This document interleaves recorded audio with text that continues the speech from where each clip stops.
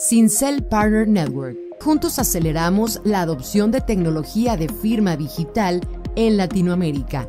Entra a www.syncell.digital/partner.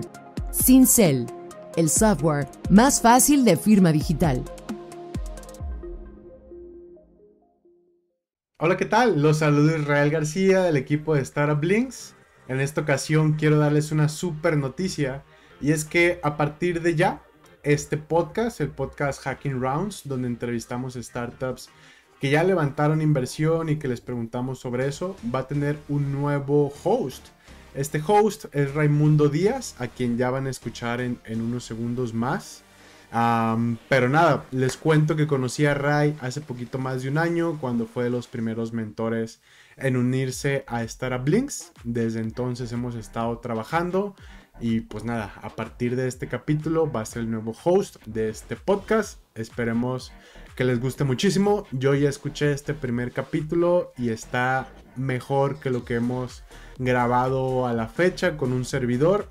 Entonces pues nada, ojalá que lo disfruten tanto como yo. Bienvenido, Ray, al equipo, a la conversación y al podcast. Y pues nada, los dejo con este primer capítulo.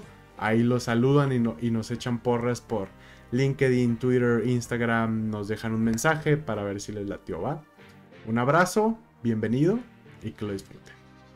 Hicimos miles de pruebas y bajamos a la vida real y resulta ser que no funcionaban. Y es ese tipo de cosas que son nimiedades, pero son cosas que no te das cuenta en la oficina. Son cosas que estando en un cubículo 24/7 no te vas a dar cuenta. Si no sales a hablar con tu usuario, si no sales a hablar con la persona que crees que es tu cliente, no te vas a dar cuenta si realmente es tu cliente.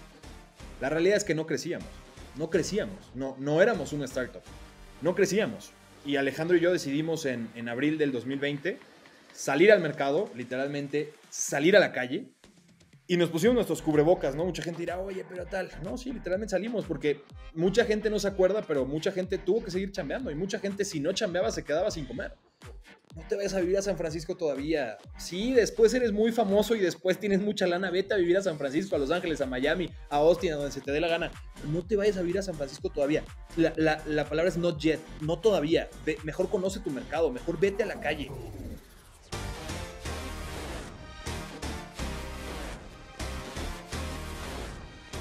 Bueno, bienvenidos. Aquí estamos con Daniel Ricciuti.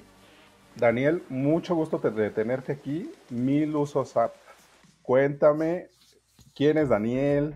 ¿Qué haces? ¿Tus socios? ¿Cómo está todo este movimiento? Porque queremos descubrir y sacarte toda la información disponible para los seguidores y para los escuchas y para la gente que lo ve. ¿Cómo le hacemos para bajar fondos? ¿Cómo hacemos este Hacking Rounds para lograr el sueño, ¿no? Para ir a cabalgar unicornios, montar burritos o el animal que se nos vaya apareciendo, pues hacerlo realidad. Pero cuéntanos antes, ¿quién es Daniel? Y ahora los nuevos centauros, ¿no? Los famosos. Sí, pues sí, básicamente Daniel es ingeniero mecatrónico por el TEC de Monterrey, ¿no? Estudié ingeniería y digo, y al principio lo ejercí. En su momento fui becario de una farmacéutica en la parte de producción, ¿no? Y de producto terminado. Luego me pasé a IBM, fui del primer cohorte de batch de los students IBM, de los becarios IBM, Okay. y tuve la oportunidad de irme a Francia, ¿no? Ahí tuve un intercambio y me pude ir a Francia, estuve ahí también un ratito chambeando y pues bueno, me dio como una buena experiencia, ¿no? En el Inter de esto, yo ya había chambeado con Alejandro, mi co-founder y mi socio, y digo, Alejandro y yo nos conocemos desde hace 15 años, entonces Okay. te imaginarás toda la relación que tenemos. La verdad es que somos cuates desde muy pequeños, nos conocemos desde primero de secundaria, entonces hemos hecho juntos pues, muchísimas cosas, ¿no? Estamos ahí muy, muy unidos en esa parte, y además de ser socios, de ser cofundadores y de chambear juntos, pues somos muy buenos amigos, estamos ahí en el grupo siempre, ¿no? Vamos a echar chelas y a comer.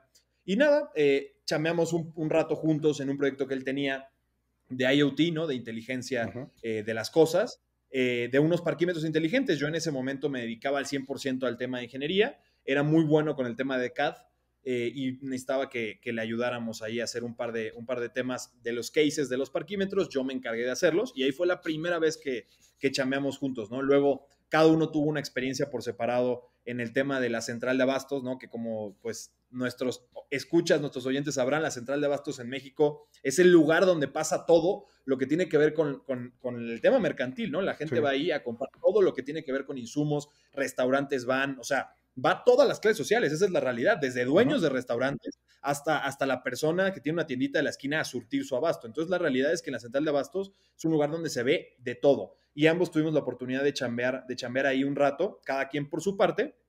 Y bueno, y ahí es donde aprendes muchísimas cosas de la vida en México, cómo realmente es la vida en México, cómo es la vida laboral del día a día y qué son las cosas que le duelen a las personas, ¿no? Porque realmente uno puede pensar que hay cosas que duelen, ¿no? A ti te dolerán unas cosas, pero al grueso de las personas no le duele lo mismo que a ti y tú no eres tu propio cliente. Entonces, bueno, ahí fue que aprendimos un poquito sobre cómo se maneja realmente esta parte. ¿Ahí qué hicieron, Daniel? O sea, ¿qué andaban haciendo en la central de abastos?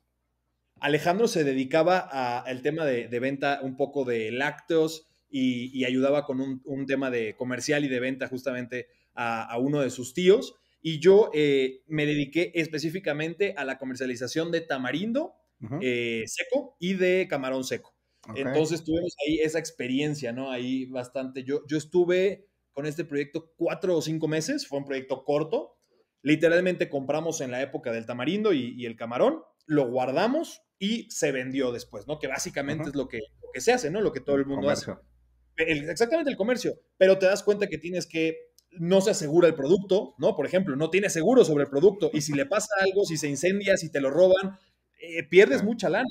Entonces ahí fue todo un tema, ¿no? Meterle el costo del seguro, el costo por kilo. Luego es un tema también enorme el tema del comercio, ¿no? Oye, cuesta 17 pesos en Mazatlán, pero te lo quieren comprar en 18 pesos en Walmart. Y te lo quieren bajar a 14, pero te van a comprar 200, 500 kilos más o 2 toneladas más. Entonces, es la vida real, el análisis ¿no? de precios, sí. Así es. Ok, entonces, mira, es bien curioso. Yo no soy muy de frases de Steve Jobs, pero hay una que sí le reconozco, la de unir puntos, ¿no? O sea, la central de abastos es una ciudad completa, o sea, tiene sus módulos de policía, tiene sus cosas malas, sus cosas buenas, hay guardería, o sea, no hay escuela porque, ¿no? Pero la escuela está afuerita. Exacto, está afuera. Y la cantidad de bancos, la gente que llega con el dinero de las ventas, o sea, es un mundo que yo creo que si hay alguien que no haya tenido la oportunidad de ir, debería ir, porque es un mundo realmente distinto al que conocemos normalmente, ¿no? O sea, es un mundo totalmente distinto y donde te das cuenta realmente la diversidad de nuestros países latinoamericanos. Exactamente. Y que en muchos países están áreas comerciales similares. Pero entonces, ya que se desentendieron del comercio, ¿qué pasó después con Rodrigo? Nos desentendimos, ¿no? Y entonces Alejandro y yo en ese momento lo que hacemos es empezar a planear, nos tomamos un café, insisto, siempre hemos estado juntos en esa parte, nos tomamos un café y dijimos, a ver, queremos hacer una startup juntos, queremos hacer una empresa juntos, ¿no? Y siempre nuestro sentido ha ido un poco hacia el tema social, hacia el tema de cómo realmente somos un agente de cambio, cómo logramos cambiar el mundo desde nuestra pequeña aportación. Obviamente, sabemos que es complicado, pero siempre hay alguna parte en donde uno pueda ayudar y poner su granito de arena. Eso fue alrededor de julio del 2000, un poquito antes de 2018, abril del 2018, por ahí, platicamos esto. Yo me voy al intercambio 6 meses y en enero del 2019 nos volvemos a sentar. Y en ese momento decidimos, aún los dos terminando la carrera, nos quedaron ahí 6 meses, terminando la carrera decidimos, ok, queremos llevar esta idea a la realidad. Obviamente Milusos en ese momento no se parecía a nada de lo que es hoy. Como cualquier emprendedor sabrá. ¿Cuál fue el bebé? Exactamente. Uno empieza con una idea que no tiene nada que ver, ¿no? O sea, una idea que realmente es el 5% de lo que existe hoy y que le tienes que pivotear y hacer cambios porque si no mueres. Y en ese momento era una idea totalmente distinta de administradores de condominios. Cobrábamos por hacer el match. Y bueno, ya te iré platicando un poquito más en la conversación. Y ahí fue donde surge Milusos, ¿no? Enero del 2019, y luego la constituimos ya en julio del 2019, que es cuando levantamos nuestra ronda pre-seed, ¿no? La famosa ronda pre-seed, que en ese momento tendríamos Alejandro y yo 22, 23 años cada uno. ¿Cuándo fue, por ejemplo, de la primera vez que ya dijeron, vámonos en serio? ¿Esa qué fecha te acuerdas que fue? Vámonos en serio habrá sido 10 de diciembre, 5 de diciembre del 2018. ¿Y luego hasta junio del 2019? Junio, el 16 de julio del 2019 constituimos ya legalmente Milusos y de Milusos. Así es. ¿Y la pre-seed? Y la pre-seed que hicimos fue por $300,000. La realidad es que fue una pre-seed bastante buena. Nosotros éramos unos chavos, seguimos siendo unos chavos, pero en ese momento éramos más chavos todavía.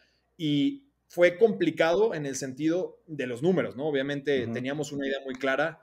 Siempre hemos sido muy determinados en lo que queremos hacer, pero llegas con personas que te preguntan cosas que no tenías ni idea de que te iban a preguntar, ¿no? Y este dólar, ¿en qué se va a usar? Y si lo usas para eso, ¿qué va a suceder después? Y si lo retienes, ¿cuánto te va a dar?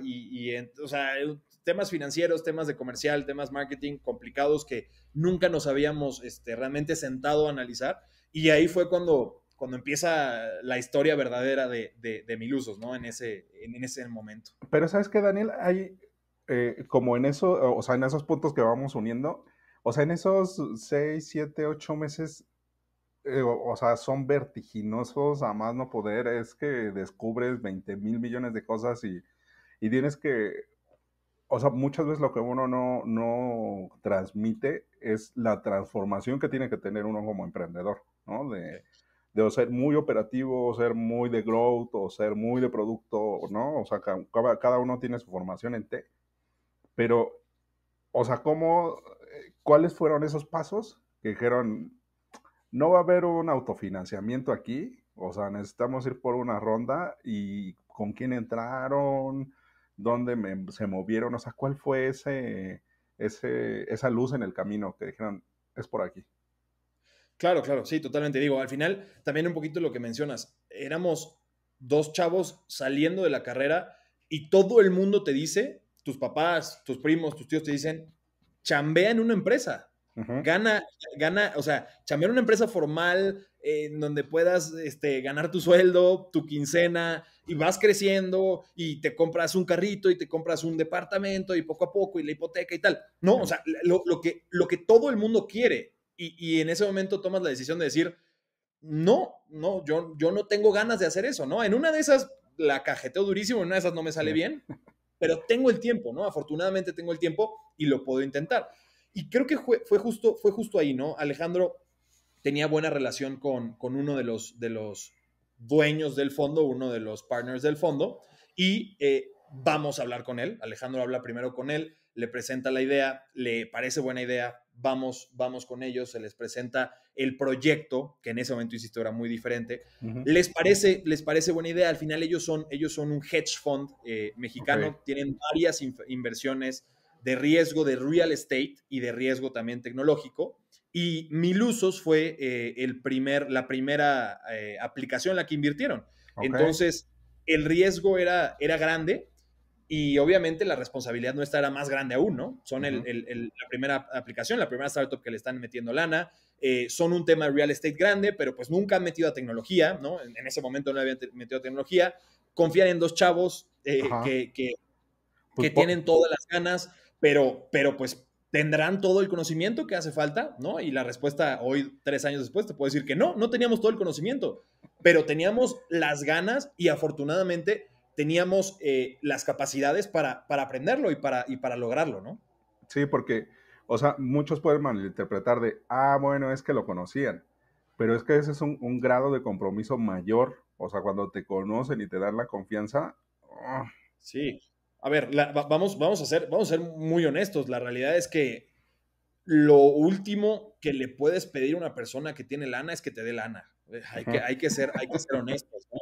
O sea, si todo el mundo piensa que vas a llegar con Carlos Slim y le vas a pedir $10 millones y te los va a dar simplemente porque le sobran, Y la vida no es así, la vida no es así, la vida tienes que llegar a tú ofrecer para que después puedas pedir. Pero si tú no aportas valor, pues no te van a Por- dar nada. O sea, esa sí, es la realidad. por más conocido que sea tuyo, o primo, pariente, tío, o sea, eso le da un grado más de compromiso y de dificultad, porque no es solamente que le quedas mal a la persona, sino a toda la familia, por No, ejemplo. no, a ver, imagínate a dos chavos de 22, 23 años en ese momento, que incluso menos, 21, 22 años, que se meten en ese problema de pedir dinero para armar una startup, ¿no? Que al final el concepto de una startup es quémate la lana para crecer, para intentar vender, para solucionar un problema de manera disruptiva y después vemos qué pasa.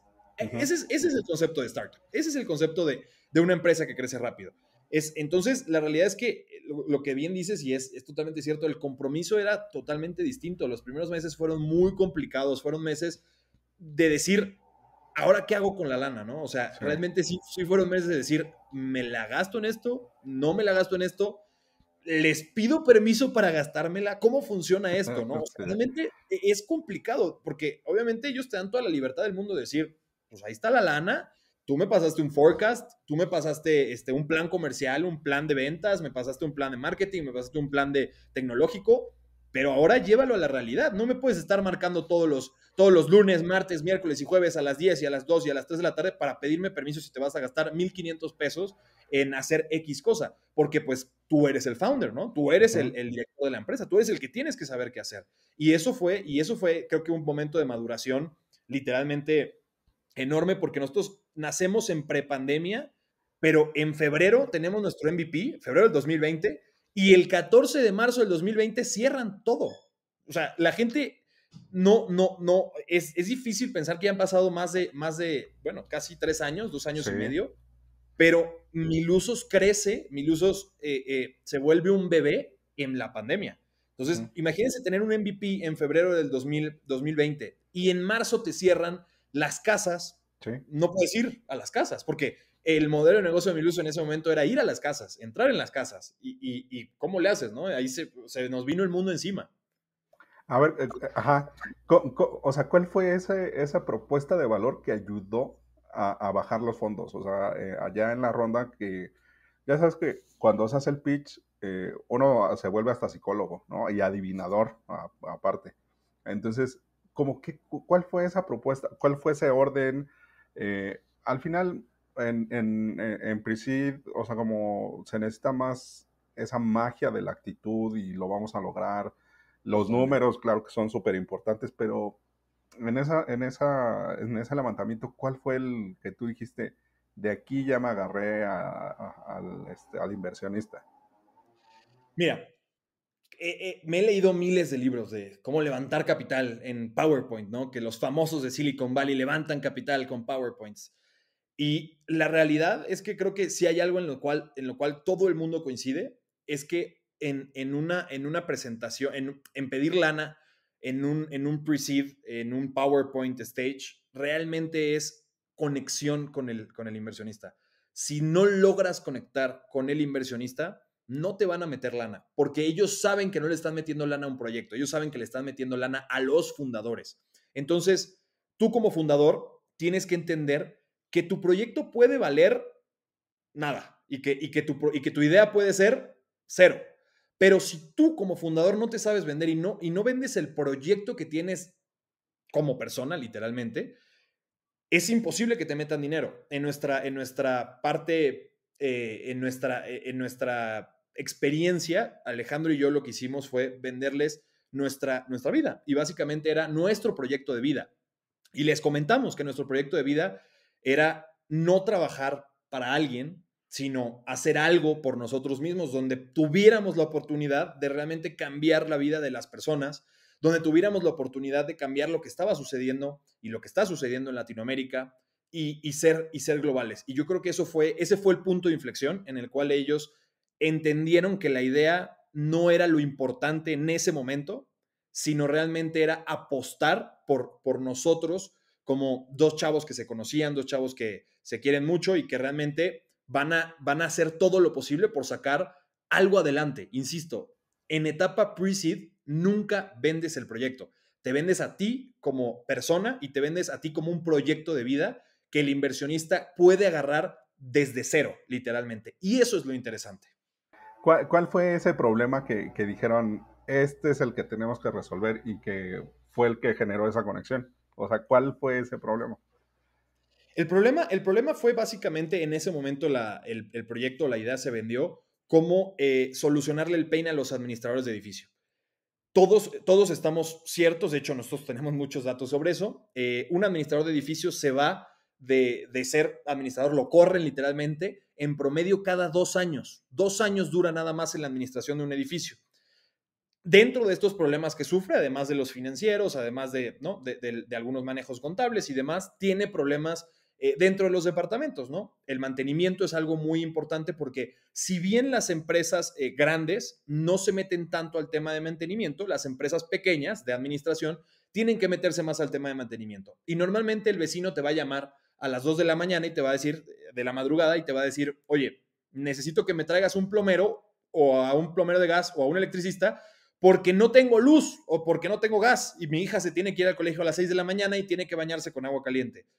Y aunque uno pensaría que el administrador realmente no debería ser la persona que se encargue de esos problemas, pues sí es la persona que se encarga de esos problemas. Esa es la gran realidad. Y Miluso surge así, surge solucionando ese problema que tenían los administradores de inmuebles, y eso hizo mucho sentido para nuestros inversionistas, porque básicamente ellos, como ya mencioné, se dedican al real estate. Ellos tienen inversiones inmobiliarias. Entonces, hizo mucho sentido y mucho clic. Ahí es donde todo el mundo está diciendo, oye, ahí hizo el clic. No, déjate literalmente de tonterías que la persona y tal. No, ahí hizo obviamente el clic el proyecto. Obviamente ellos dijeron, yo tengo edificios, yo tengo la posibilidad de meter el proyecto en los edificios, pues hace todo el sentido del mundo que le pueda dar un impulso tecnológico a la solución que están planteando estos chavos.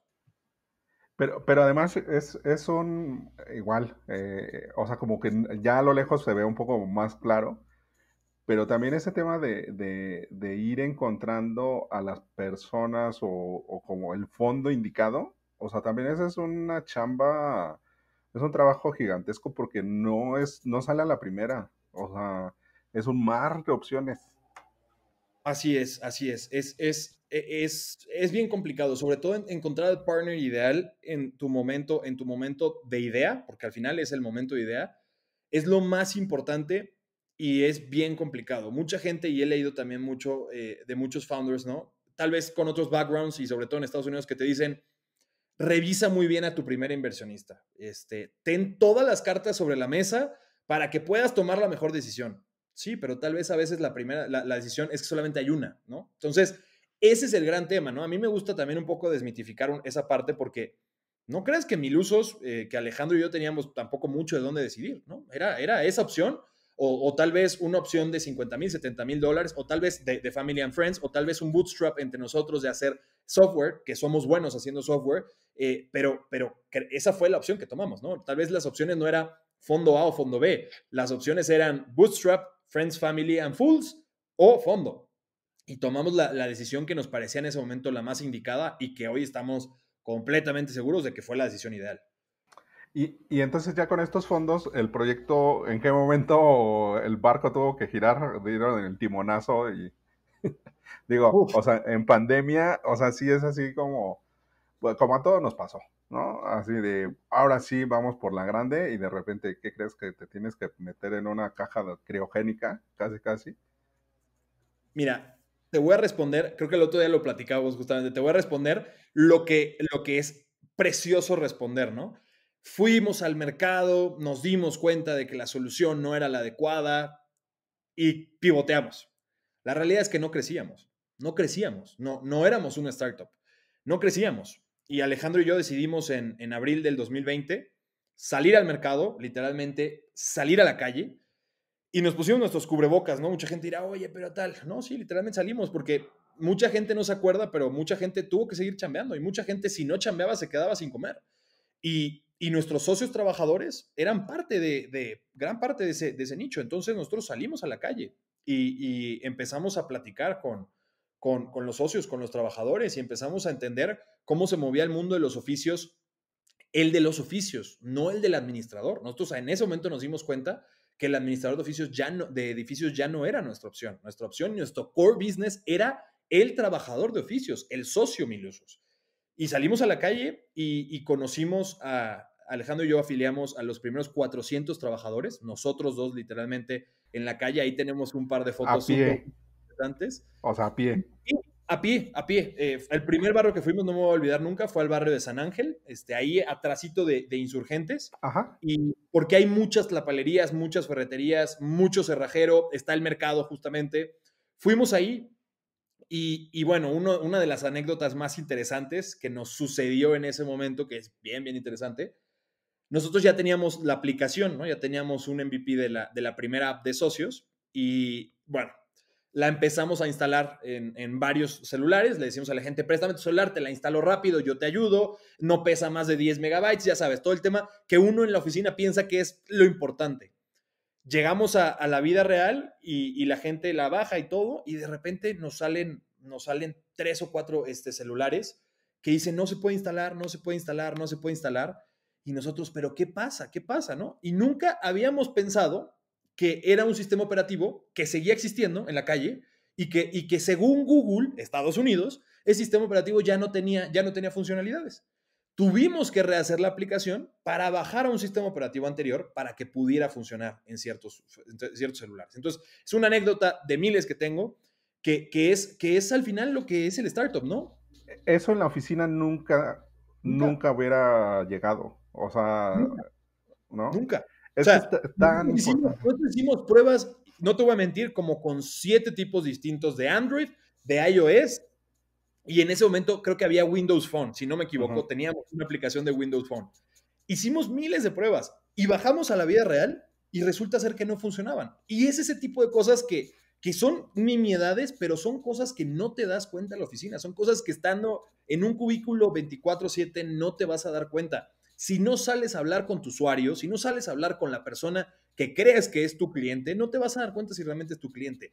Y es algo que a mí me encanta siempre decir, tú no eres tu cliente. Tu cliente nunca eres tú. O sea, la idea pudo haber surgido por algo que te topaste alguna vez en la vida, pero tu cliente no eres tú. No eres tú. Tú no eres 1 millón de usuarios, tú no eres 500,000 usuarios, tú no eres 1 millón de vidas. Entonces tienes que aprender a entender esa parte.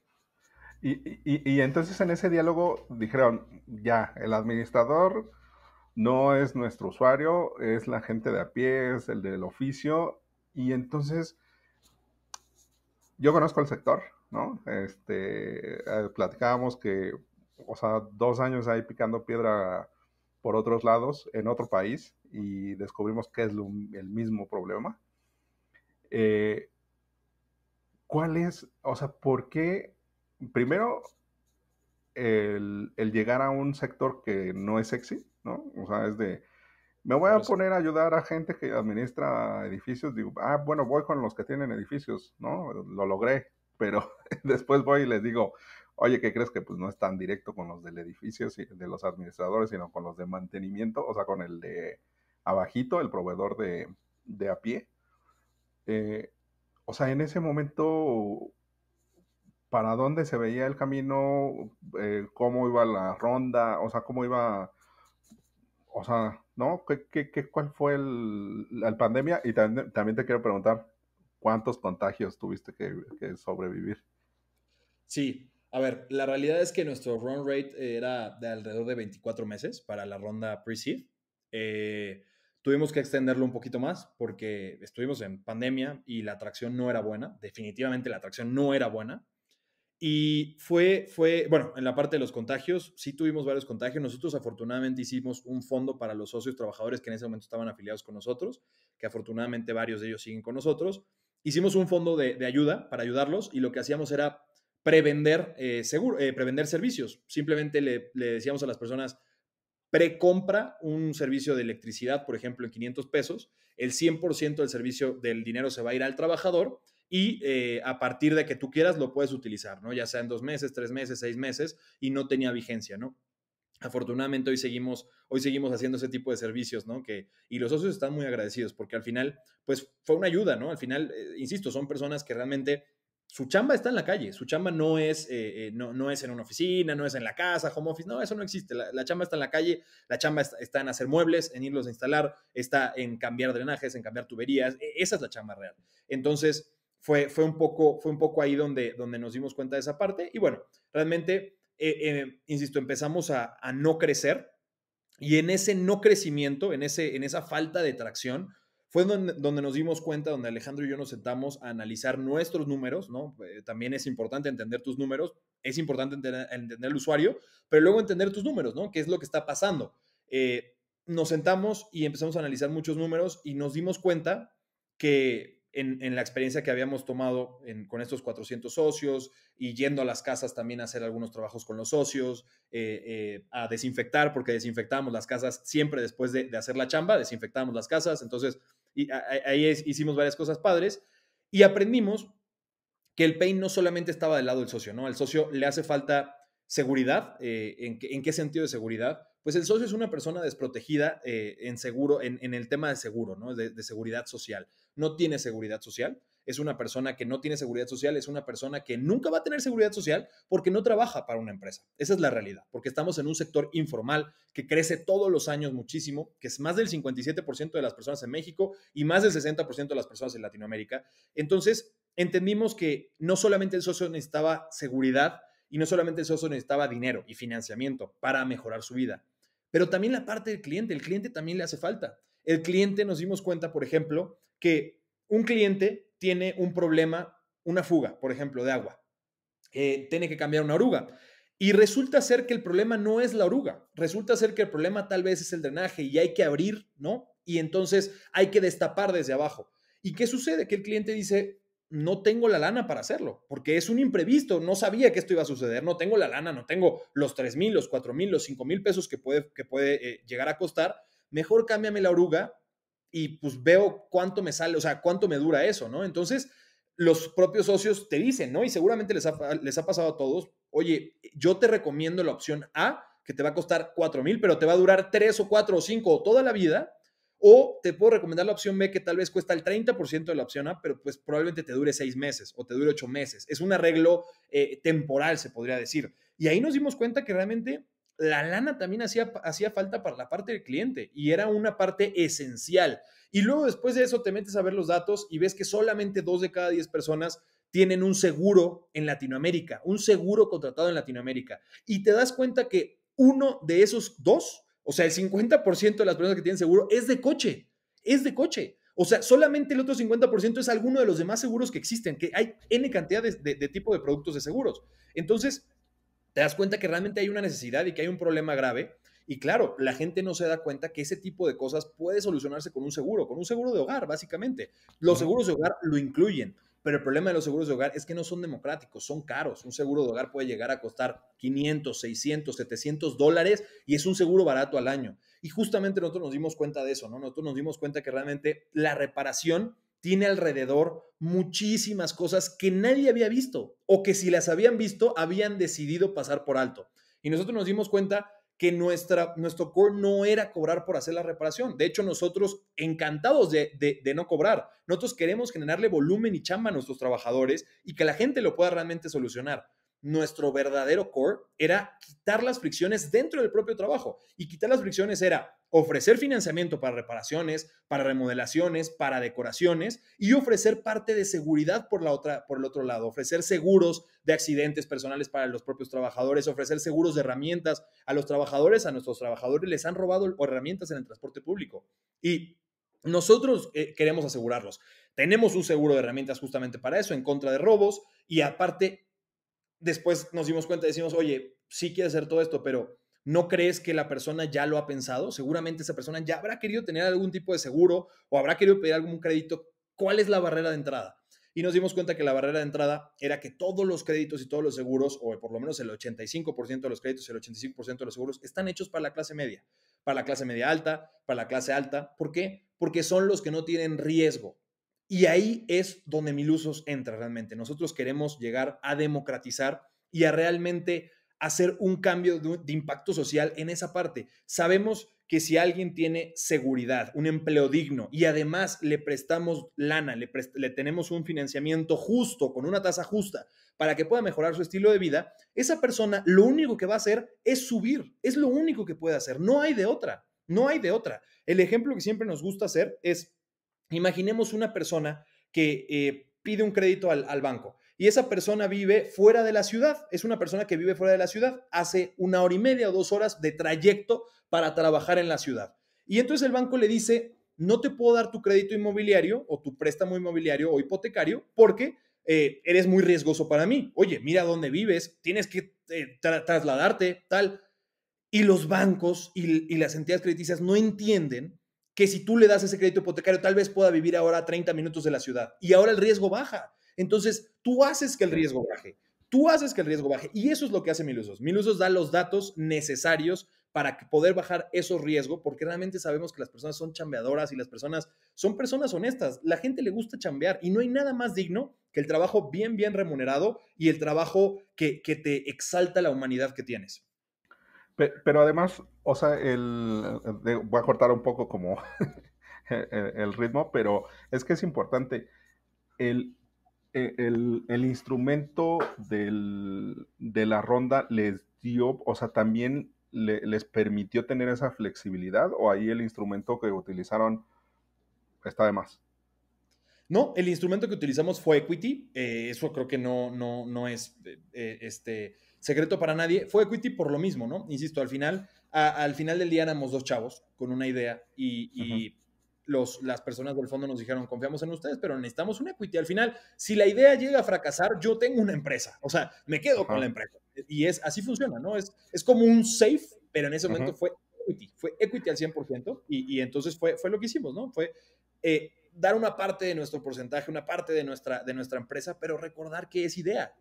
Nosotros no sabíamos si eso iba a llegar a valer algo en algún momento. Pero también es bien importante en esa etapa en donde ya, o sea, se ve hasta el grado de meter métricas de impacto social, ¿no? O sea, que ya es cuando uno dice, órale, ya estoy emprendiendo de veras, ¿no? O sea, nuestro punto de inflexión, te podría decir que fue en octubre, noviembre del año pasado, cuando empezamos ya a plantearnos la ronda seed. Ya obviamente se acababa el run rate de los 24 meses, necesitábamos lana, y todos estábamos de acuerdo en que lo ideal era salir a pedir dinero, ¿no? Y qué mejor que pedir dinero en el propio ecosistema de Venture Capital y en el ecosistema que pues sabemos que es muy grande en Latinoamérica. Lamentablemente, nosotros comenzamos hace apenas 35, 45 días nuestra ronda seed, un poquito más tal vez, y pues qué terrible momento nos tocó, ¿no? Nos tocó un momento bastante, bastante complicado, pero vamos bien. La realidad es que, como bien dices tú, cuando uno ya muestra una atracción mucho más elevada, cuando muestras que das más de 2,000, 2,500 trabajos al mes, cuando muestras que pasan dentro de la plataforma más de $35,000 al mes, cuando muestras que tus propios trabajadores, tus socios milusos, ganan 35% más que el promedio de la misma profesión, del mismo oficio, nada más por trabajar dentro de la aplicación. Y no es por trabajar más, sino porque pueden ganar más, porque están más cerca de los clientes, porque los propios clientes están más...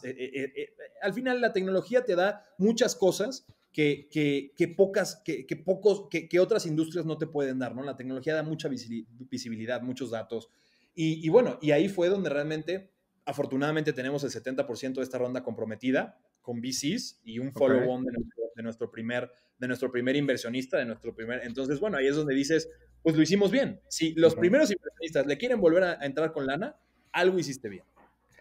Pero entonces ahora, ¿cómo lo siente tú y tu socio a diferencia de la primera ronda? O sea, ¿qué es como lo que... O sea, es claro que se está haciendo bien en Milusos, pero ¿cómo es llegar a hacerlo bien para llegar a un momento en donde tu primer inversionista está convencido de que te va a... O sea, es como las bodas de plata, ¿no? Que me vuelvo a casar contigo y ahora le voy a echar más ganas. Totalmente. A ver, hay que ser honestos, ¿no? Y como siempre decimos, hay que ser súper claros. Hay que equivocarse mucho. Y nosotros tuvimos la fortuna de que nuestros primeros inversionistas nos dejaron equivocarnos mucho, muchísimo. Entendían que parte del aprendizaje no se daba de otra manera, sino por la equivocación y por literalmente regarla. Y no te voy a mentir, estamos en la versión 25 o 27 de la aplicación, no te estoy mintiendo. Entonces, son 27 veces que le hemos dado un cambio. Te diría que de esos son 5 o 6 veces que le hemos dado un cambio por completo a la aplicación. Y por la aplicación me refiero a la página web, la plataforma, la app, el dashboard, todo lo que conlleva el ecosistema de Mil Usos.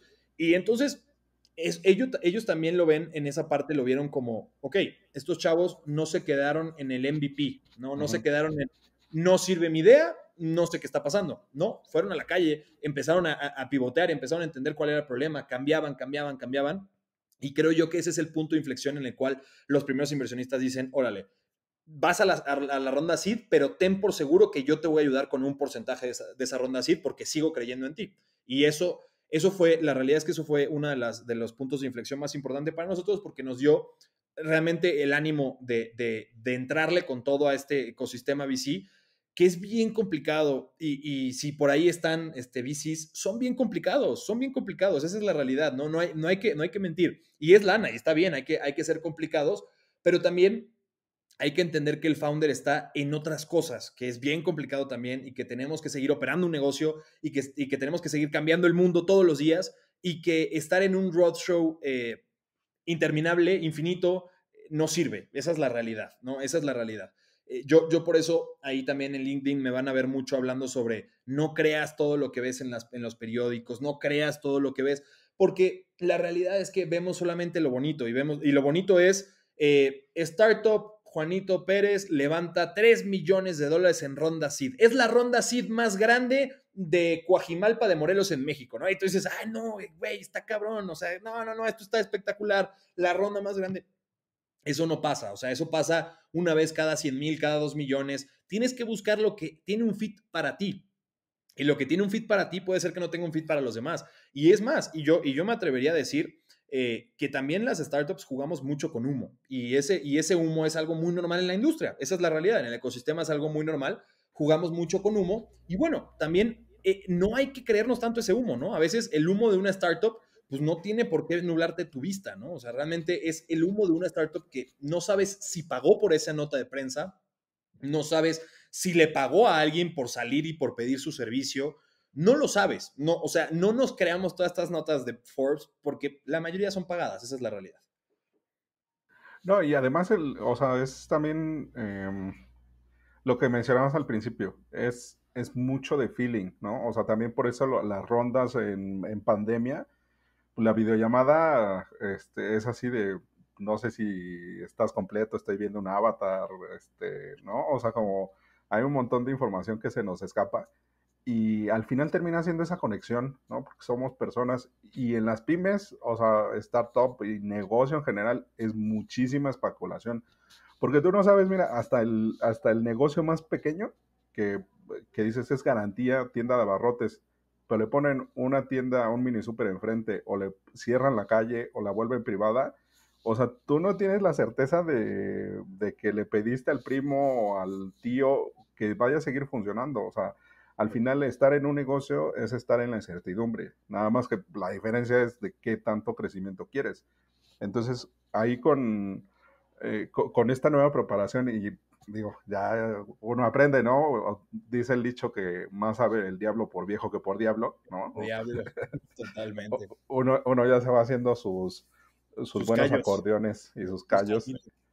Entonces, en este nuevo planteamiento de la ronda y de cómo ir, ¿qué es lo que ayudó más?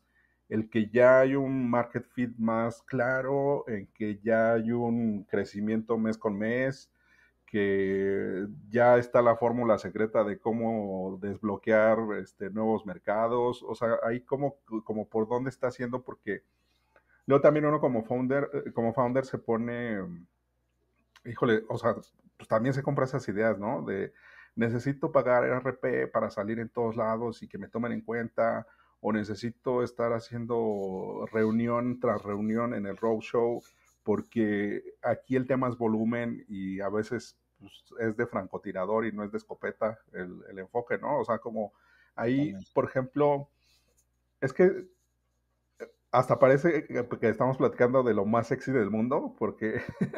porque estamos apasionados, pero es una industria cero sexy, es una industria cero sexy. Que justo, o sea, ¿cómo ahí conviertes lo que no es sexy en sexy? Mira, ahí un fondo nos preguntó hace no mucho, ¿por qué escogieron esta industria que no es nada sexy, justamente, ¿no? Que es cero sexy. Y la respuesta de Alejandro y mía fue, los sexy somos nosotros. Y creo que un poco va eso, ¿no? Nosotros, lo que nos ayudó en esta ronda, en la parte de la atracción, fue mucho el crecimiento, pero justo lo que acabas de mencionar, nosotros a mediados del 2021 compramos un paquete de RP, ¿no? Un paquete de Public Relations para startups, específicamente para startups. Y bueno, y digo, no nos fue mal, pero no es lo que buscas. La startup no busca eso.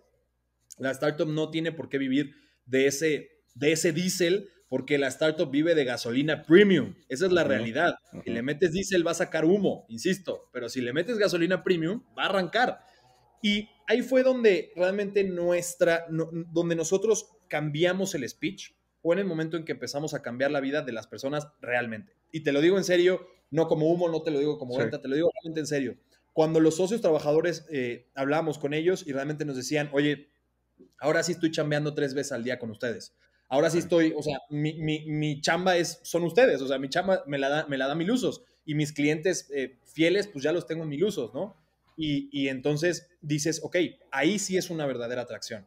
Insisto, cuando realmente el socio trabajador te dice, sí me estás cambiando la vida de una o de otra manera, y cuando, insisto, quitamos las fricciones, dejamos de cobrar, quitamos take rates, hicimos que el marketplace fuera 100% gratis, y ahí ves un hockey stick así, ¿no? Okay. O sea, ves Ese fue. Ese fue. Pero insisto, la realidad detrás de eso es generar chamba. La realidad detrás de eso es hacer el match sin cobrarle a nadie, es hacer ese sacrificio, ¿no? Mucha gente, y a mí me encanta porque nosotros hemos visto en este ecosistema, pues somos conocidos, ¿no? En el ecosistema, insisto, del nicho de marketplaces de oficios, pues somos conocidos en Milusos, afortunadamente, de buena manera, eso es bueno, pero hemos conocido muchos que la multiplicación que sacan para la venta, para el forecast de venta es, imagínense que hay 800 millones de servicios en Latinoamérica, y esto es un dato real, 800 millones de servicios se piden en Latinoamérica al año, y a cada uno le cobras $2 por conectarlos. Sí. Haces 1,600 millones de dólares al año. Y dices, mira, pues la matemática es verdad, ¿no? 800 millones por 2, pues sí da un buen número. De ahí a que lo vayas a lograr, es otra cosa muy complicada y muy distinta. Y eso es lo que a los VCs les ha entrado en razón, ¿no? Han dicho, tiene todo el sentido del mundo, tiene usted la boca llena de razón, como dice el meme, y es que sí, ¿no? Al final te das cuenta de que a ninguno de nosotros nos gusta pagar fees, a ninguno. No, de hecho, cuando nos venden ahorita el Uber One, vamos a ser sinceros, ¿quién de nosotros lo paga? Nadie lo paga, vamos a ser sinceros. O sea, Uber ahorita no está innovando en absolutamente nada. Es un sistema el tema de suscripciones dejó de existir hace ya mucho tiempo, a menos de que sea Netflix o Spotify, nadie te va a pagar. Esa es la gran realidad. Entonces, vamos a ser sinceros, aquí nos gusta pagar un take rate, aquí nos gusta pagar una comisión, a nadie. Esa es la realidad, a nadie. Ni al más millonario del mundo le gusta pagar una comisión. No les gusta, o sea, no es algo que nos guste. No, es como las transferencias electrónicas, o que tienes que hacer pagos internacionales. O sea, yo, por ejemplo, yo ya soy más te lo mando por Bits o por Binance con cripto y, o sea, justo por eso, o sea, no quiero pagarle una comisión a nadie. Pásame tu QR y te lo mando y ya estás, ¿sabes? O sea, totalmente. O sea, al final, ¿qué van a hacer los emprendedores y las empresas emprendedoras, o sea, las startups, de aquí a 20 años? Van a ser empresas que quiten fricciones. No hay de otra. Van a ser empresas que quiten fricciones. No me importa el nicho, no me importa la industria. Si tú no quitas fricciones, no te van a comprar. No vas a tener usuarios, no vas a tener viralidad, no vas a tener alcance, no vas a tener growth, no vas a tener ventas, no vas a tener nada. ¿Por qué? Porque En el mundo cada vez las fricciones son las que se tienen que quitar. En el mundo las fricciones son las que no nos gustan a nadie. Y los ejemplos básicos, pues son todos los que utilizamos todos los días. ¿Cuál es la fricción que te quita Netflix? Que no tienes que pararte de tu cama a ir al cine. Esa es la fricción que te quita Netflix, que solamente prendes la televisión y lo tienes ahí. ¿Cuál es la fricción que te quita Spotify? Que no tienes que estar buscando en YouTube la música, o que no tienes que estar poniendo un CD, o que no tienes que poner la radio, que simplemente pones play y esa madre te va a poner la canción que quieres escuchar en ese momento. ¿Por qué? Porque ya tecnológicamente atrás hay muchísimas cosas, pero esa es la fricción básica que te va a quitar. Y como bien dices tú, ¿cuál es la fricción que quitan las criptomonedas? Pues que te quite comisión los gobiernos. Entonces, ¿por qué las criptos están tan de moda? Porque quitan una fricción. Entonces, todas las industrias que tú veas que están funcionando en el día de hoy en el mundo son porque quitan fricciones. No hay de otra. Exactamente. Pero ahí, justo de cuando estábamos platicando, o sea, ese crecimiento mes a mes, o sea, ya cuando se empieza a ver, o sea, cuando uno ya dice, como en este meme de que te llega la luz, ¿no? Y las vuelan las palomitas y así que dices, este es el market fit. Glorioso, te he sentido, has llegado a mí. ¿En qué, o sea, cuál fue ese momento cuando dijiste ya, bueno, cuando dijeron tú y Alejandro que ya, o sea, de aquí nos agarramos, ¿qué fue una segmentación, un tipo de servicio? O sea, es que también esa es otra de las cosas, nos dicen, el market fit o el hipertesting debe ser en segmentaciones geográfica más interés, ¿no? Que dices, amigo, no hay fórmula, o sea, pero cuando uno ya lo vive, pues ya te puedo decir que fue por aquí, ¿no? ¿Cuál Mira, fue ese?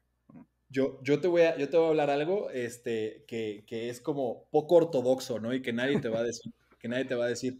Yo soy mucho de números, ¿no? Y tú sabes que los de growth y los que nos dedicamos al comercial y a growth y a crecimiento, somos mucho de números, Sí. porque si los números no mienten, esa es la realidad. Nosotros teníamos un grave error en Milusos, se los puedo compartir a todos los emprendedores que estén ahorita teniendo ese error. Teníamos demasiado bien segmentado nuestro mercado. Y ahorita empezarás a decir, oye, pero es que en mi clase de Stanford me dijeron que tengo que segmentar a mi mercado muy bien. No lo teníamos tan bien segmentado que no llegábamos absolutamente a nadie. En el momento en que quitamos las fricciones y quitamos la segmentación geográfica, en ese momento Milusos explotó. Y te voy a decir por qué, cuál es la razón y obviamente siempre hay una razón, no es casualidad. La razón es porque nosotros nos estamos enfocando solamente en zonas B más y A. Solamente en zonas B más y A. Para los que viven en la Ciudad de México, estas zonas son la Roma, la Condesa, la del Valle, Coapa, Coyoacán, Santa Fe, Lomas, entre comillas, es un poquito más, pero ya saben, estas zonas muy bonitas, muy sexys. Esas sí son zonas sexys, ¿no? Esas son zonas sexys. Donde ves deportivos y camionetas. Exactamente. Y entonces Milusos se enfocaba en esas zonas porque en Milusos éramos muy inteligentes y sabíamos que esas zonas eran las que nos iban a pedir. Pero resulta ser que en Milusos no éramos tan inteligentes, porque resulta ser que en el momento que quitamos, otra vez, esas fricciones, en el momento que quitamos esa segmentación, en ese momento nos empezaron a llover servicios de Catepec, de Iztapalapa, de Naucalpan. En ese momento abrimos Guadalajara, abrimos Monterrey, abrimos Cancún, abrimos Acapulco, abrimos León, Querétaro. ¿Por qué? Porque entendimos que la segmentación en nuestro mercado no importa. Esa es la realidad. Todo el mundo tiene un problema en su casa. Todo el mundo. ¿Cómo lo meto en una cajita? No lo sé. Yo prefiero que más bien las personas me digan en qué cajita caben.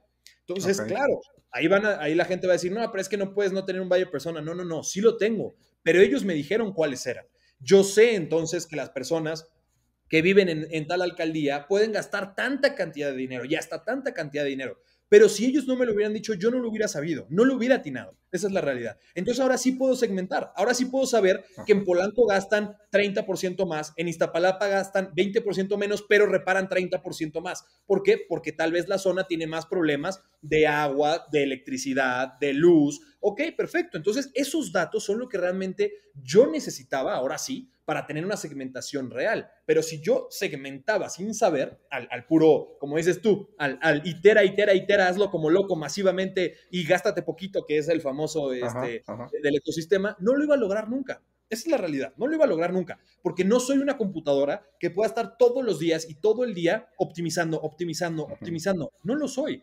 Entonces, mejor pregúntale al mercado, dile a Google, San Google, lleva y haz tu magia, porque literalmente Google es mágico. Haz tu magia y tráeme la información a mí. Y Google hizo eso. Google, nosotros le dimos tarjeta abierta a Google, literalmente, y le dijimos, tráenos la información a nosotros. Nos trajo la información, y claro que ahí entra el Business Intelligence, ahí entra el análisis de data, y ahí sí es donde te das cuenta dónde estamos parados y qué es lo que tenemos que mejorar para, ahora sí, tener el crecimiento del famoso hockey stick. Y si me preguntas cuándo fue eso fue en enero de este año. Pasamos de tener 500 órdenes de trabajo al mes siguiente tener 1,700 órdenes de trabajo en un mes. Estás hablando de un crecimiento de 3.5x en un mes. Te tengo que hacer esta pregunta porque es la pregunta que no se hace, sobre todo en el sector marketplace, que todos dicen por la teoría y porque lees y porque se te encuentra por ahí, pero ¿cómo demonios balanceas la oferta con la demanda? O sea, ¿cómo pasas de un mes de 500 a 1,600 que no se te vaya la balanza para el otro lado? Mira, es una excelente pregunta. De hecho, fíjate, ningún VC nos la ha hecho, perdón. Y no nos las hacen porque tú sabes de Marketplace y porque yo sé de Marketplace, porque probablemente no sepan que eso sucede en el Marketplace. Lo que nosotros hicimos, nosotros tenemos una base de datos de socios trabajadores y lo teníamos en enero, lo teníamos un poco restringido en el asunto de geocercar. Nosotros geocercamos, en este momento ya lo geocercamos, porque como dices tú, ya se balanceó, ya tenemos las métricas del mes que viene y tal. En ese momento no. Lo que hicimos fue quitar la geocerca. Literalmente quitamos la geocerca. Entonces a alguien de Monterrey le llegaba un servicio de la Ciudad de México, pero no me importa, ¿sabes? En ese momento no me importa, es un happy problem. Prefiero que el de Monterrey se entere que en México hay chambas a que parezca que no lo están agarrando, porque eso es importantísimo en un marketplace. Imagínate que tú pides un servicio de plomería y el plomero no te contesta. Pues es una terrible experiencia de usuario. Entonces lo que hicimos en ese momento fue quitar todos los bloqueos, literalmente todos los bloqueos. A los albañiles los hicimos electricistas, a los electricistas los hicimos plomeros, literalmente, no se lo cuentes a nadie. Y en ese momento fue que justamente pudimos hacer este match, cerrar esta cadena. Afortunadamente todo fue bien. Apretamos un poco en el tema de afiliación, afiliamos más gente en las zonas que sabíamos que ya íbamos a empezar a pautar mejor. Y en ese momento, pues, tenemos ya ahorita todo un poquito más ordenado, más estructurado. Los plomeros agarran trabajos de plomería a menos de 5 kilómetros de su lugar donde viven, de su lugar donde pasan mayor tiempo, y todo ese tipo de cosas. Pero es una pregunta excelente porque, insisto, la respuesta bonita hubiera sido, nos pusimos en esas 2 semanas a afiliar y no sabes cuántos afiliamos, ¿eh? No tienes ni idea. No, la respuesta real es quitamos candados, hicimos que esto fuera una feria y luego en la feria hicimos puestos. Si no, iba a ser imposible. Es que lo pones de una forma que igual, la inteligencia de negocios está en la calle. O sea, como lo dijiste, es una feria, voy a poner mis puestos y sírvanse, el puesto que le atienda es el que les va a servir, ¿no? Ustedes coman, lo que coman a mí no me interesa, o sea. Sí, y es que, bueno, hay cantidad de ejemplos, pero, por ejemplo, el youtuber no se da cuenta que es un showman y quieren aprender de Gary Vee, cuando tienen que aprender de Barnes & Noble, siempre del circo siempre se me olvida. De Ataide, ¿no? Ajá, del circo Ataide, ¿no? O sea, no, es como refiérete a lo que ya conoces, a lo que has vivido, con lo que creciste, y ahí está la verdadera inteligencia de negocios. Totalmente. ¿No? Totalmente. Entonces, es que hay muchas empresas que se quieren ir, y perdón, insisto, si hay algún founder que está por ahí en esta etapa, no lo hagan, se quieren ir a vivir a San Francisco. No te vayas a vivir a San Francisco todavía. Sí, después eres muy famoso y después tienes mucha lana, vete a vivir a San Francisco, a Los Ángeles, a Miami, a Austin, a donde se te dé la gana, pero no te vayas a vivir a San Francisco todavía. La palabra es not yet, no todavía. Mejor conoce tu mercado, mejor vete a la calle. Y muchos podrán decir, sobre todo hay muchas fintechs, ¿no? Que dicen, mi mercado es digital, mi mercado está en la página web. Y no es cierto, porque esa persona compra en lugares, porque esa persona come en lugares, porque esa persona trabaja en algún lugar. Exactamente. Oye, pero hemos hablado de puro B2C. ¿Hay B2B en usos? Sí, es la parte escondida, es la parte del negocio que nadie ve. Pero sí, por supuesto que hay un B2B detrás de 1000 usos. nosotros vendemos advertising para nuestros clientes, para nuestras empresas clientes. Tenemos un API en la cual nos conectamos con retailers de e-commerce. Imaginemos que pides un electrodoméstico por alguno de tus e-commerce favoritos. No voy a decir aquí ninguno. No. Pero en alguno de tus e-commerce favoritos pides un electrodoméstico e inmediatamente lo puedes instalar, puedes calendarizar lo que lo instale Milusos, ¿no? Entonces, insisto, otra vez quitamos las fricciones, no tienes que venir a nuestra plataforma va a ti, no tienes que salir de tu e-commerce de preferencia y bueno, obviamente ese es nuestro B2B en este momento en la parte de los trabajos, de las reparaciones y las instalaciones y de parte obviamente de los seguros y los créditos, pues tenemos también productos especializados para B2B, cuadrillas grandes, por ejemplo, muchas empresas de construcción tienen con nosotros seguros, hace mucho sentido, al final son seguros muy accesibles, con nosotros puedes asegurar a tus colaboradores, a tus obreros de construcción por menos de $1 al mes, entonces la realidad es que son seguros súper accesibles y si tienes cuadrillas de 1,000, de 2,000 trabajadores que son temporales, pues qué mejor que darles esa prestación, ¿no? Y realmente asegurarlos contra un accidente que puede suceder, que en las construcciones siempre hay accidentes. Entonces la realidad es que ese es un poco de nuestro lado oscuro, ¿no? Del lado oscuro de Milusos, que no se ve, ¿no? Que no es el sexy, pero que es el que sí funciona bastante también. Sí, porque ahí es que es bien curioso. Yo igual de ahí lo hago como referencias muy old school, ¿no? O sea, yo me conectaba en IRC chat y cosas así. De estas super apps que pues, antes eran super sitios como el difunto Yahoo, bueno, que es un zombie que anda ahí caminando. O sea, cómo el mismo mercado se va moviendo y reestructurando y es cíclico al final, ¿no? O sea, ahorita que me estás contando Milusos, el modelo es un SaaS Plus, ¿no? O sea, es un marketplace más SaaS, más FinTech, más InsurTech, más B2B, que puede meterse un lead gen, un CPL, o sea, ¿no? Es un monstruo ágil, que eso ya es muy sexy, ¿no? Así es, y justo, ¿no? Por eso la respuesta fue los sexy somos nosotros. Va por ahí, la realidad es que va por ahí. Nosotros en Milusos esto es una frase de Alejandro, si lo ve no se va a enojar conmigo. No, pero es una frase que me encanta de él, que dice, nosotros no nos enamoramos de nuestra solución, nosotros nos enamoramos del problema. Y nosotros somos fieles creyentes de que las personas son las que nos tienen que decir qué necesitan. Y nosotros aprendemos a entender lo que las personas necesitan, ¿no? Si el día de mañana, voy a decir un secreto, pero si el día de mañana viene algún e-commerce, ¿no? y nos ayuda a meter herramientas, materiales dentro de la plataforma, tenemos el ecosistema para hacerlo. Lo podemos hacer sin problema. ¿Por qué? Porque tenemos las reparaciones, porque tenemos el financiamiento, tenemos los métodos de pago. Simplemente es agregarle un poquito de grasa a un engranaje que ya está funcionando. Entonces, como bien dices ahí, Ray, y tienes toda la razón, eso es lo que se vuelve sexy. Sí, pero eso no puede convertirse sin todas estas rondas. O sea, es cuando ya estamos muy metidos en el ecosistema, creemos que es algo muy normal, muy natural, pero la realidad es que cuando uno empieza a emprender en cualquier nivel, o sea, uno no puede dimensionar hasta dónde puede llegar de yo estar vendiendo camarón seco en la central de abastos a después estar con tus hermanos, o sea, que es gente de a pie, o sea, que es el señor que no, porque cuéntanos una historia así que dices, o sea, este profesional de Milusos, cuando me lo dijo, casi me pongo a llorar. O sea, sé que de seguro tienes historias. Hay una que me gusta mucho en San Pedro de los Pinos, aquí por Periférico. Fuimos con el señor Julián, no me voy a olvidar nunca, es carpintero, el señor Julián es carpintero. Por ahí, si les atiende el señor Julián, muy buen carpintero, uno de nuestros mejores carpinteros. Fuimos a cotizar un mueble, ahí, ¿no? A cotizar, bueno, a hacer las medidas, él sacar las medidas, yo ayudarlo a cotizar. En ese momento era cuando estábamos literalmente en la calle con nuestros socios.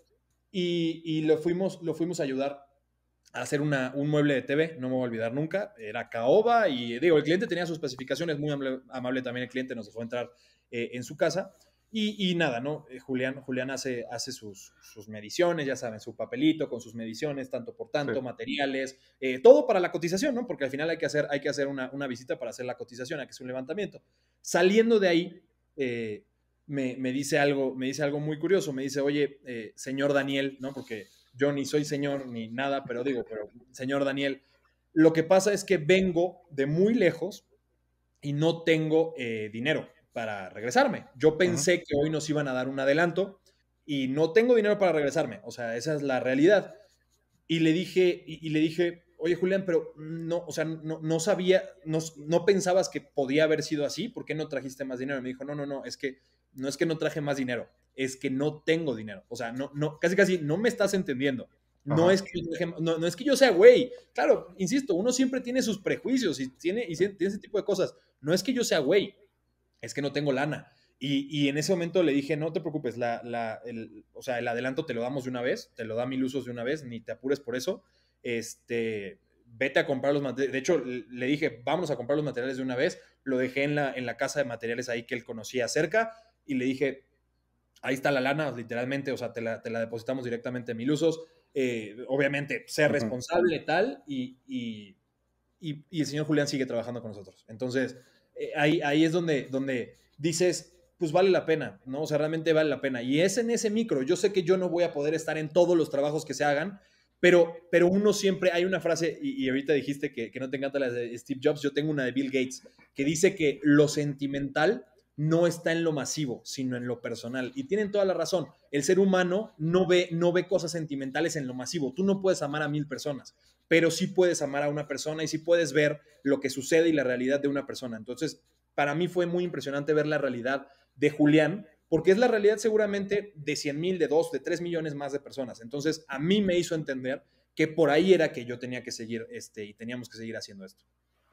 Daniel, y justo ya para cerrar el episodio, ¿qué nos puedes recomendar para hackear estas rondas, para llegar? O sea, ya entendimos que es un tema humano, las métricas y los números son importantes, pero el corazón, o sea, ahí qué es, o sea, ¿qué es lo que necesito yo, founder, para hackear mi ronda y llegar? Y poder llegar al señor Julián, a Doña Guadalupe, o sea, como hacer ese impacto real. Mira, tengo creo que 2 frases que resumen muy bien. De hecho, aquí las tengo anotadas porque me gustan mucho. La primera es, la ganancia se encuentra en la repetición. Repetir. Repetir es ganar, esa es la realidad.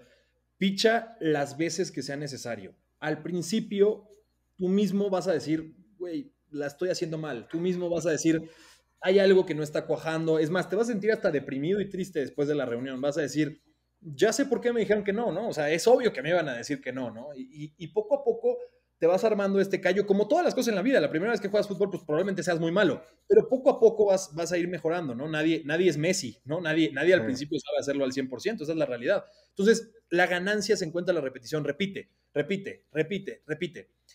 Otra cosa que me gustaría agregar ahí, muy importante, es métele realmente pasión y corazón a lo que hagas, ¿no? He leído varios libros de emprendimiento, sobre todo de Estados Unidos, que no me gustan porque hablan mucho de el primero encuentra la solución y luego ve el problema. Y encuentra la solución que es sexy, ¿no? Justamente encuentra el mercado que está hot en ese momento y hace una solución y luego encuentras cuál es el problema que estás solucionando. Señores, señoras y señoras, estamos en Latinoamérica y en Latinoamérica así no funcionan las cosas. En Latinoamérica hay que tener feeling, en Latinoamérica hay que salir y bajarte de tu pedestal y entender cuál es el problema que quieres realmente resolver y aficionarte a ese problema. Si no te apasionas a ese problema, si no realmente lo crees que lo que tú estás haciendo genera un cambio, nadie te va a meter lana, porque ni siquiera tú mismo te lo estás creyendo. Nadie te va a meter lana. Eso sería lo que yo les diría mucho. Sean honestos con ustedes mismos. Me gusta lo que estoy haciendo, es algo que me gustaría hacer de los próximos 10 años, o la verdad no, porque el VC se va a dar cuenta. El inversionista tiene olfato, y el VC, el inversionista va a decir, este güey lo está haciendo para ganarse su lanita de los próximos 12 meses, para tener su sueldito ahí de los próximos 12 meses, pero no le está haciendo para hacer un cambio. Entonces, es eso, yo creo que es eso. Y bueno, y para terminar, una frase que me encanta, que es una frase bien ruda, pero es la realidad. Los ganadores y los perdedores tienen las mismas metas. Los ganadores y los perdedores tienen las mismas metas, porque todos tenemos las mismas metas. todos, ¿eh? Todos. O sea, no hay alguien que tenga una meta distinta de la otra persona. Al final todos queremos ser felices, tener una familia en algunos casos, en otra familia tener una pareja, en otro caso tener una pareja, en otro caso tener dinero, en otro caso cambiar el mundo, en otro caso, pero todos tenemos las mismas metas. Entonces, ¿qué es lo que tú estás haciendo diferente y qué es lo que tú le estás aportando realmente a tu comunidad para ser el ganador y no ser el perdedor? Eso creo que es la frase que yo me llevaría, porque es lo más importante. Aportar antes de pedir. Daniel Ricotti, haznos el comercial. ¿Qué necesitas de nuestra audiencia? Descarguen 1000 usos, o sea, pidan lo que necesiten. O sea, un founder de calidad no se demuestra más que con las palabras, la acción, la historia, la transparencia. Entonces, creo que al final no es, bueno, es hackear la ronda, ¿no? Es hacer un hacking round, pero hay que hackearse uno mismo para transformarse. Ahí está. ¿No? Si tú no te hackeas, si tú no cambias esos candados mentales, ¿no? Justamente quitar tus candados mentales y no segmentarte tanto, no lo vas a lograr. Y mil gracias. Nada, de nuestra audiencia, ¿qué necesitamos? Necesitamos que nos usen, que nos compartan, que le digan a todos sus amigos. Y si nos equivocamos, también háganoslo saber. Es importante también, ¿no? No somos perfectos, creo que ninguna plataforma en la vida es perfecta, nos podemos equivocar, siempre tratamos de solucionar en lo que nos equivocamos, pero úsennos, descárguennos, vayan a la página web, pidan nuestros seguros, pidan nuestros créditos, aseguren a sus familias con nosotros, y bueno, y si por ahí también hay inversionistas, cierren la ronda, estamos a punto de cerrar la ronda, nos queda nada más ahí un ticketcito.